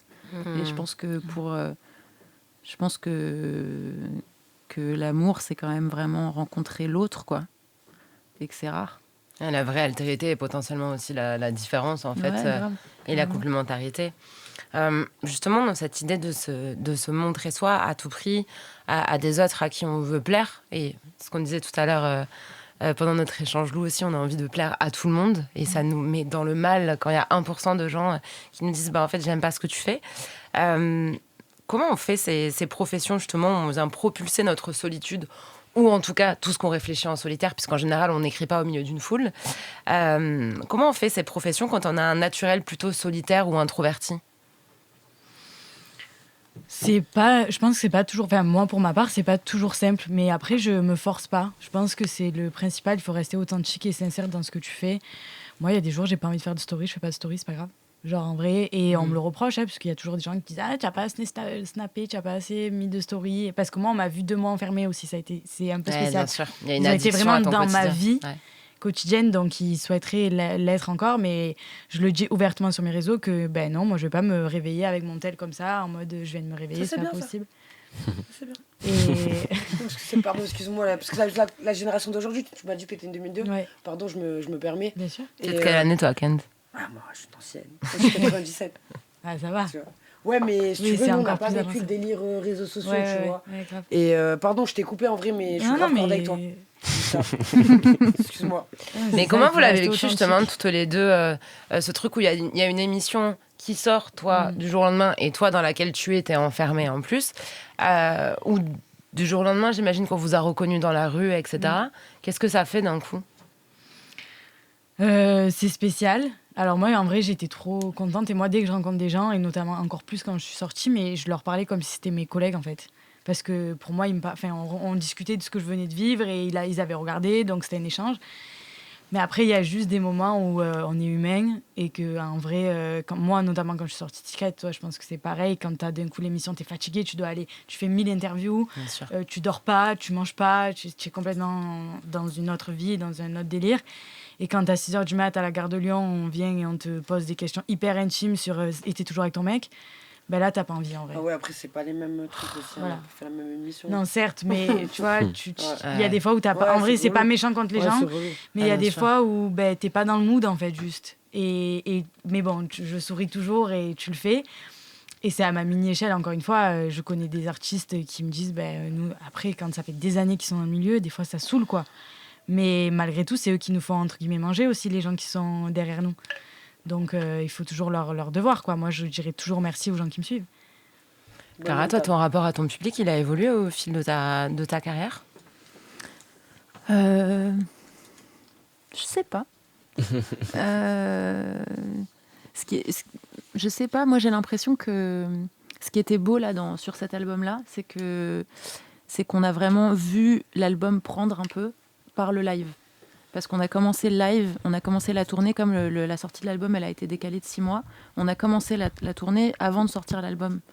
Du coup, on a vraiment vu l'album, les gens adhérer à l'album, et d'un coup, les salles se remplir, et d'un coup, les salles être complètes tout le temps, et d'un coup, les gens connaître par cœur les paroles des chansons. Enfin, on a vraiment vu tout le processus. Et on a aussi beaucoup, beaucoup tourné. Et du coup, j'ai pas trop eu le temps de... Enfin, on est à 4-5 concerts par semaine en ce moment. Donc, en fait, on est tout le temps... C'est énorme. C'est vraiment Ouais, énorme. gigantesque. Donc, en fait, moi, j'ai plus l'impression que je dois juste dealer avec la fatigue physique. Et que après, c'est par le live que je rencontre les gens après, qu'on parle, qu'on discute, que je vois selon comment ça vibre dans la salle, comment ça prend. Donc, je sais pas, c'est plus comme ça que j'ai ressenti... Mais moi, mon rapport au public, je crois pas qu'il ait changé. Et est-ce que c'est différent d'ailleurs Enfin, j'imagine que oui, mais c'est pour toutes les personnes qui ne sont pas dans le monde de la musique et qui nous écoutent. Est-ce que tu as un rapport très différent au public quand tu fais une petite salle ou une Ouais. plus grosse salle? Qu'est-ce que ça Carrément. change en fait? Parce que nous, on se dit, t'es sur scène, tu fais ta prestation, qui est 20 personnes ou 20 000, c'est la même chose. Ça change énormément. En plus, nous, ça change parce que sur le live qu'on a fait, je suis accompagnée par 4 musiciens et qu'on a mélangé des trucs d'instruments, il y a du sax, de la guitare électrique avec des pédales et tout, et puis il y a des trucs électroniques, on mélange les deux. Mais j'ai demandé à ce qu'il n'y ait pas d'ordi sur scène et qu'il n'y ait pas de... Du coup, les trucs sont joués en live, ce qui était vraiment un peu un truc difficile par rapport à l'album. Mais j'avais envie de faire ça parce que je savais qu'on allait avoir pas mal de dates et que j'avais envie du coup qu'on puisse modifier vraiment le live et qu'on puisse partir sur une impro à un moment donné si on a envie pendant 10 minutes sur un titre, et on le fait, et si on n'a pas envie, on le fait pas. Et ça permet aussi d'être plus... Donc ouais, je pense qu'on s'adapte vachement selon les salles les tailles de salles. Je pense qu'il y a Bizarrement, moi je trouve que quand il y a un gros public,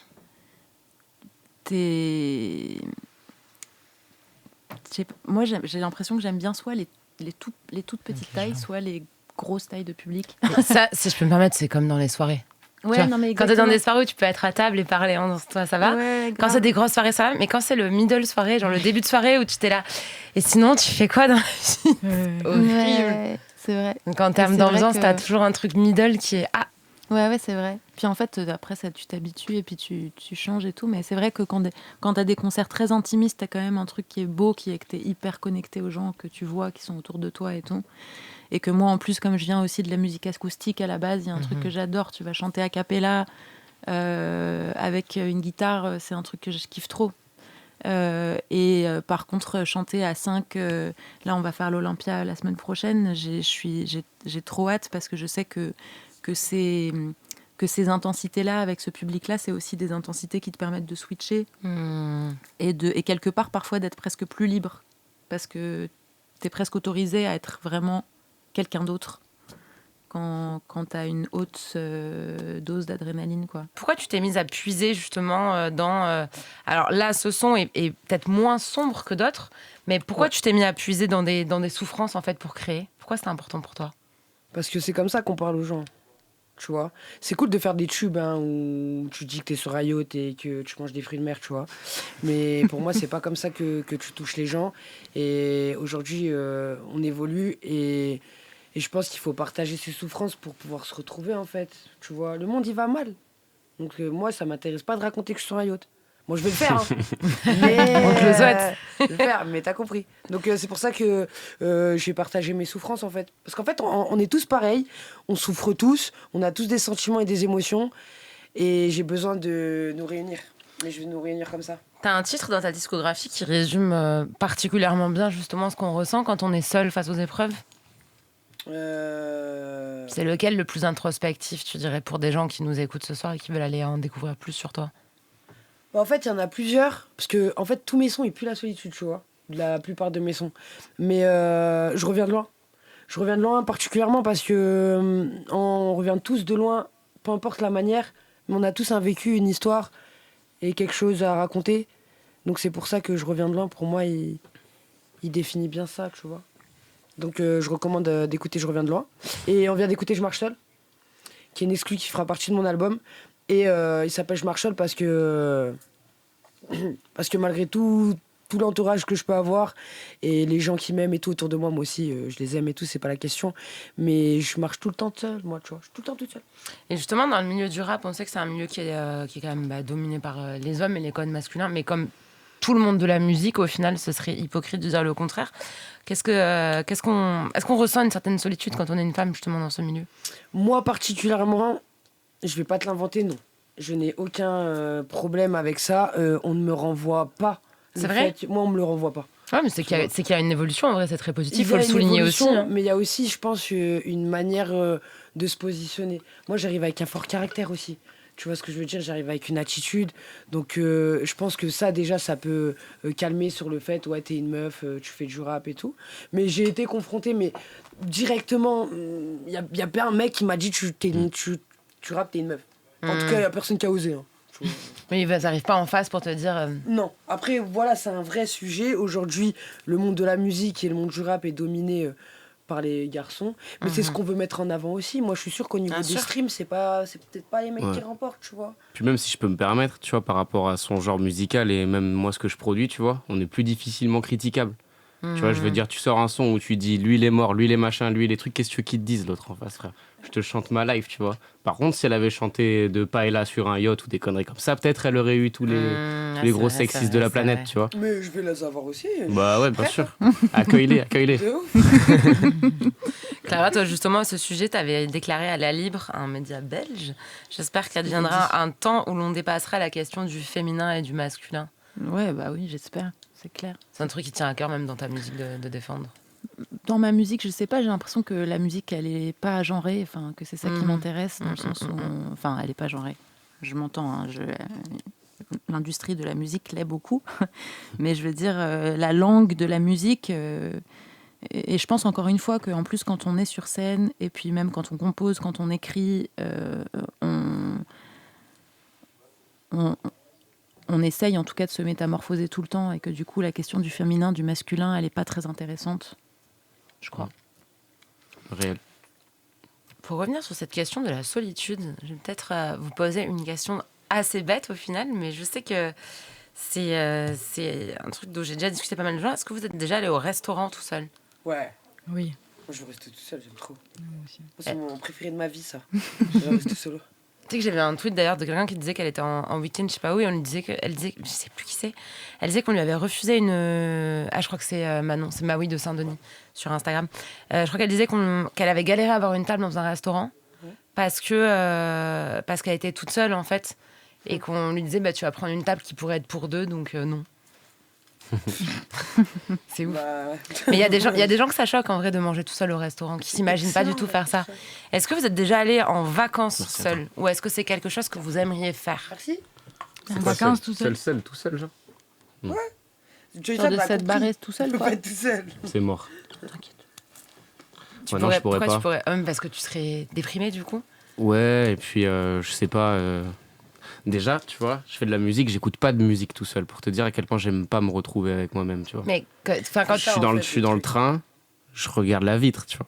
Je fais, tu vois, Ah genre, ouais, je peux pas être. rien qui puisse te mettre dans une introspection en fait. Ouais, grave. Même j'ai pas de playlist, j'ai pas de plateforme de streaming, tu vois. Genre, je suis pas dans. J'ai toujours besoin de partager ce que je ressens, genre, tu vois. J'arrive pas à le garder pour moi. Mais Et j'ai des gens pour, heureusement, tu vois. Est-ce que c'est Heureusement, pas je aussi passe pour éviter d'être tu vois, face à toi-même et confronté à certains trucs? Bah, en vrai, non, parce que je me les bouffe de plein fouet, vu que j'en discute avec tout le monde, tu vois. Moi, justement, j'en parle parce que j'arrive pas à me juger. En fait, je me trouve tout le temps... j'ai tendance à me trouver souvent nul dans tout ce que je fais. Et donc, c'est pour ça que j'en parle autour de moi aussi, tu vois. Et ouais, je pourrais certainement pas. Je pourrais pas. Ou alors, je me ferais plein de faux copains le temps de mon voyage et après, je me casse, quoi. Ouais, après, quand on part solo, on n'est jamais aussi peu solo que quand on part solo. Enfin, Ma Mais, sœur, tu vois, elle l'a fait, là. bon. Elle est partie en Asie, là, pendant... là, elle va partir 1 mois, genre. Et elle se retrouve, du coup, avec sa solitude. Et c'est un truc de fou, tu vois, quand je le... Enfin, elle chiale tous les soirs, genre, tu vois. C'est un truc... tu te dis, merde, j'ai pas envie de ça, quoi. Genre, si c'est ça, se retrouver avec soi-même, la flemme. Après, honnêtement, genre, moi, je me suis fait une cure de solitude forcée il y a 2 ans de ça. C'est marrant, Suite à des trucs que j'avais besoin d'encaisser, de digérer. Et en fait, c'était vraiment ma phobie, enfin, de me retrouver toute seule et tout machin. Et en fait, je l'ai un peu vécu comme, tu vois, genre, je sais pas si vous avez chez vous, peut-être qu'il y a des personnes très ordonnées à cette table, mais ce placard où, genre, quand il y a un peu de bazar, vous savez pas où le mettre, vous le mettez dans ce placard. Et le placard, en vrai, t'y touches pas. Et quand tu dois y toucher, c'est chiant de tout trier, quoi. C'est comme trier un grenier ou une cave, on a la flemme. Et en fait, moi, je l'ai vraiment vécu comme tout ce que j'avais mis dans le placard, que j'avais remisé pour pas que les invités le voient, pour pas que le monde extérieur et moi-même le voient. Là, en fait, j'ai dû y aller, tout trier, ce qui était extrêmement désagréable, parce que il va y avoir plusieurs semaines, en fait, pendant lesquelles tu fais face à toi-même. Par contre, après, t'as vraiment un peu upgrade ta vie, t'es passé à un nouveau niveau et c'est super agréable. Et pour moi, et ça c'est vraiment très personnel, ça peut passer que par un long temps de solitude, quoi. Mais on n'est pas toujours on n'est pas toujours armé pour l'affronter, ça dépend de l'âge et de ce que tu as vécu à ce moment-là et tout, et on n'a pas toujours envie de l'affronter et c'est pas toujours une urgence de l'affronter. Moi je l'ai fait parce que c'était urgent, mais de fait on n'est pas du tout obligé, et je pense qu'il y a des gens qui passent leur vie entière sans cette introspection et qui vont très bien. Mais t'as raison, hein. Je pense, tu vois, si je l'extériorise pas, si moi je extériorisais pas, je pense que, tu vois, ça me ferait pareil si je l'entasserais et je le foutrais dans mon placard aussi. Mais j'ai de la chance, j'ai cette capacité de... J'ai un problème, j'en parle, tu vois. Je garde rien pour moi. Enfin, si, je garde... Je sais pas. En fait, non, tout ce qui est hyper important pour se construire et rester stable, j'en parle. Tu vois, enfin, j'arrive à jauger ce qui est important et ce qui est du petit tracas quotidien. Je sais vite faire la diff, quoi. Et je pense qu'en effet, si je faisais pas ça, c'est sûr que j'aurais un placard en bordel aussi. Clara, tout à l'heure, on avait Lou qui donnait son rapport à l'introversion. Toi, c'est plus le fait de passer du temps avec des gens qui te nourrit, ou le fait d'être seule un petit peu? Qui me nourrit le plus, c'est de passer du temps avec des gens, mais du temps de qualité, quoi. C'est-à-dire du temps avec des gens qui vraiment m'inspirent, ou des gens que j'aime. Et que du coup, moi, j'ai été je le suis toujours, mais j'ai été vraiment ultra timide plus jeune. Et je pense que c'était aussi un truc d'observation, quoi. Je pense que observer les gens, écouter les gens, c'est un truc que j'adore, en fait. Et même musicalement, tu vois, le fait d'avoir passé autant de temps à écouter en live, en vrai, plein de gens jouer sur des musiques très différentes aussi, certaines musiques trad. En fait, ça m'a nourri et ça a fabriqué l'univers musical qu'est le mien aujourd'hui. En même temps, je pense que c'est hyper important de réussir à passer... Enfin, je veux dire, moi, je bataille contre ça. J'ai du mal avec la solitude, mais je sais que encore une fois, quand je compose, quand j'écris, c'est des moments où je suis heureuse, où je suis bien. Mais si j'avais été toute seule dans ma chambre toute ma vie, j'aurais rien fait. Mais je me faisais une réflexion, c'est qu'avant, je sais que par exemple, même regarder un film, si je me disais que c'était un film de merde, je pouvais le regarder toute seule, comme j'aurais regardé YouTube ou scroller TikTok pendant un moment. En revanche, si je me disais là, je veux voir tel bon film qui fait référence, machin, je me disais si je le regarde toute seule, c'est gâcher le film. Tu vois, j'avais vraiment cette notion de quelque chose de qualitatif seul, c'est cool. Comprends. Toi, t'es comme ça? J'ai du mal à vivre des trucs très beaux quand c'est pas partagé. J'ai du mal, carrément. Et voilà, après, je pense que l'endroit de l'écriture et l'endroit de la composition, il vient aussi de ça. Il vient du fait de vouloir partager ce qui est important, puissant, fort, les questions qui te traversent avec d'autres, quoi. Je vais me tourner vers toi, Ken, parce que j'anticipe un peu ta réponse sur cette question. Est-ce qu'on peut aimer et être aimé vraiment sans s'aimer soi-même ? Non. Voilà. Pas du tout. Si tu Je t'aimes veux aux pas, devinettes ça dans ma rend tête. Non, on peut pas avoir la prétention d'aimer quelqu'un si on s'aime pas. C'est pas possible, c'est scientifiquement tout ce que tu veux, c'est pas possible. Et c'est là où, tu vois ce que je disais tout à l'heure, les transferts de traumatisme, Bien etc., sûr. etc. En fait, ça a une suite. Mais je pense sincèrement en tout cas, je l'ai par expérience. On ne peut pas aimer si on ne s'aime pas. Vous Tu t'en peux penses pas quoi, avoir toi, la de ça ? prétention d'aimer si tu t'aimes pas. Moi, je suis d'accord. Je pense que, en fait, tant qu'on n'a pas réglé nos problèmes, nos problématiques, du coup, comme disait Ken, c'est toujours un cercle vivant. C'est toujours le même cercle qu'on va. Tant qu'on n'a pas compris, en fait. Je pense que c'est ça la vie. Tant que dans nos relations amicales et amoureuses, c'est pareil, juste les relations tout court. En fait, on va reproduire toujours les mêmes erreurs ou alors faire face aux mêmes hommes, aux mêmes femmes. Mais parce qu'on ne s'est pas soigné, en fait. Et tant qu'on n'est pas soigné, on ne pourra effectivement pas aimer de la bonne façon l'autre. Après, on peut l'aimer, mais du coup, pas sainement, je pense. Tu as eu l'expérience, toi, justement, de passer du temps seul dans ta vie pour réfléchir, à part la semaine d'isolement Oui. dans Secret. Oui, moi, je prends énormément de temps seul. Et des fois, d'ailleurs, ça inquiète un peu mes proches en mode t'as besoin de nous. Et je dis non, des fois, je vais manger seule, je vais au ciné seule. Et c'est ces moments-là qui m'ont le plus appris, je pense.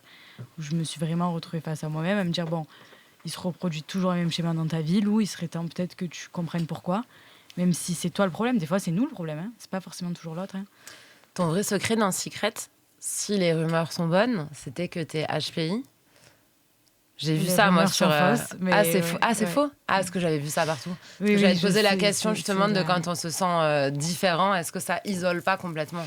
Mais Alors, la question je suis reste pas HPI, valable. je suis pas HPI, c'est vrai. Enfin, en tout cas, je sais pas en fait. J'ai jamais fait de test. Mais par contre, j'ai toujours eu ce truc où j'étais énormément mature comparée à ma génération. Et c'est ce qu'on m'a toujours dit d'ailleurs et qu'on me dit toujours à l'heure actuelle. Et dans ça, je me sens différente. C'est-à-dire que c'est très compliqué pour moi de rester avec des gens de mon âge parce que du coup, on n'a pas du tout la même mentale et ça a été un peu le problème de toute ma vie. Mais parce que j'ai grandi avec une grande sœur, donc avec des plus grands. Moi, c'est-à-dire que quand j'étais petite, j'étais à la table des adultes et j'écoutais les adultes parler. Ouais, bien sûr. Donc forcément, là, en soi, dans ça, je me suis sentie différente dans ma vie, ouais. Ouais, ça crée un isolement, même quand t'es à l'école. Après, du coup, De tu fou. dois sociabiliser avec des gens de ton âge. Ça Ouais. peut faire un peu bizarre. Est-ce que vous pensez qu'il faut savoir être seul, du coup, même si c'est pas forcément quelque chose auquel vous arrivez. Encore une fois, c'est un cheminement, je pense, qui prend une vie, parce que même là, moi, je fais la mariole comme quoi j'ai évolué, mais c'est jamais terminé comme truc. Mais est-ce que vous pensez qu'il faut savoir être seul pour être pleinement libre ? Oui. Justement. Et libre, justement, libre de tout frein, que ce soit un rapport matériel aux choses, ou des addictions, ou Oui. un rapport à autrui qui peut être De malsain. toute façon, oui, il faut être autonome pour être libre. De toute façon, il faut pas dépendre de quoi que ce soit, en fait. Donc, Il y a Nina Simone qui disait la liberté, c'est ne pas avoir peur. Mm. Et c'est vrai que je pense que si t'es pas capable d'être seul à un moment donné, un peu, ou si t'as pas un rapport un tout petit peu apaisé à la solitude, t'as peur parce que t'es en dépendance perpétuelle. Mm. Mais après, je pense que il y a quand même ce truc de même comme tu disais, on est tout le temps en train de se modifier. Il y a comme quand tu dis, tu vois, est-ce que on est obligé de s'aimer pour aimer l'autre ? Est-ce que je pense qu'il n'y a pas le moment où dans ta vie, ça y est, t'as checké et t'es sûr que tu t'aimes et que, ou alors le moment où il faut que tu puisses, tu vois, faire 18 ans de psychanalyse ou de je sais pas quoi pour être sûr que t'es vraiment complètement validé toutes les cases et que là tu puisses aimer. Tu vois, je pense que on est en constante évolution, modification, et ce qui est important, c'est d'essayer d'être le plus sincère, le plus juste et le plus libre possible, dans le sens d'avoir le moins de peur possible quand on aime l'autre, mais que ça bouge, quoi. Sans jamais projeter ses peurs, du coup, sur les autres. En essayant. Mais je pense qu'on essaye toujours au mieux. Je pense que d'aimer, c'est aussi essayer de faire le mieux possible. Et c'est l'heure toujours déchirante de se dire au revoir. J'espère que vous avez aimé ce tunnel déjà derrière vos postes. Vous pouvez l'écouter en replay dimanche soir de 23h à 1h du matin, mais aussi sur le site et l'application Radio France et toutes vos plateformes de streaming, et enfin sur YouTube. C'est l'heure de dire au revoir à mes invités que j'étais ravie de rencontrer, parce que c'était que des personnes que je rencontrais ce soir. Je vais vous demander à tous et toutes de dire où est-ce qu'on peut vous suivre et quels sont les prochains projets sur lesquels on pourra vous retrouver. Je commence par toi, Kenz. Moi, on peut me retrouver de partout sur tous les réseaux, Kenz. Donc, c'est pas compliqué. On tape Kenz et c'est bon, je suis là. Et les prochains projets, je prépare un album pour le printemps. Et il y a des projets cinéma aussi à venir. Bon, je peux pas spoil, je peux pas trop raconter. Mais la carrière d'actrice, au-delà de Nouvelle École, devrait pas tarder. Et on a tous les Kenz aussi. On a hâte. Merci Kenz pour ta venue ce soir. Merci pour l'accueil, c'était top. Merci à toi et j'ai apprécié l'émission. Ça fait plaisir. Rencontrer les autres artistes et tout, c'est fort. Merci beaucoup. Merci beaucoup pour ta venue. Lou Vido. Alors moi, vous pouvez me suivre pareil sur toutes les plateformes.